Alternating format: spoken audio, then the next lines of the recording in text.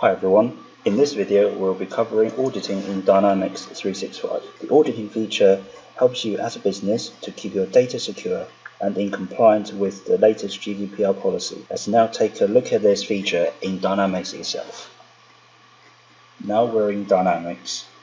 To locate the auditing feature of Dynamics, we'll simply want to navigate along the sitemap and locate the Settings tab. Under the Settings tab, there is the Auditing section. Click into the Auditing section and it will take us to this page as you can see here. Global Audit Settings controls what entities within the system are audited.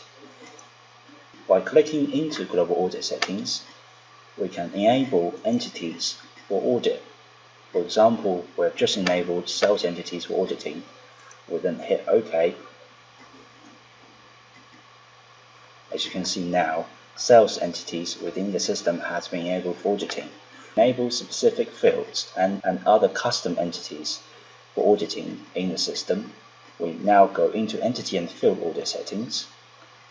This will load up the solutions within Dynamics. You'll require system admin permission to perform these actions. Now we want to check if an account fields have auditing enabled. We now simply navigate down the Accounts tab and locate fields, and we can just quickly check account number. Double click into the account number field. As you can see here, account number is enabled for auditing. Now we save and close, and we hit publish just to make sure that fields are enabled for auditing. To check those changes, we can use either the audit summary view. The audit summary view will show us all the changes have been made within the system.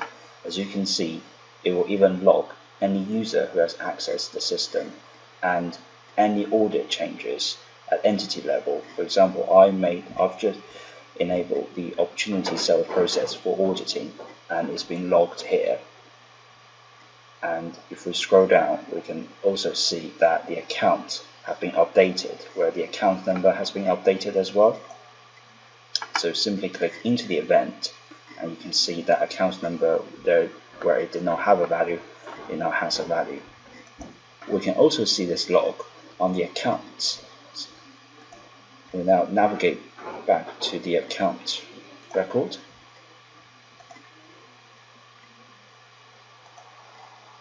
and locate ABC Limited. Double click into ABC Limited.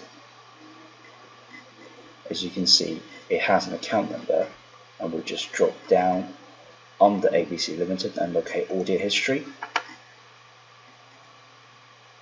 And the changes is also displayed here. As you can see, there's been an update on account number, and where it did not have a value, it now has a new value of a new account number.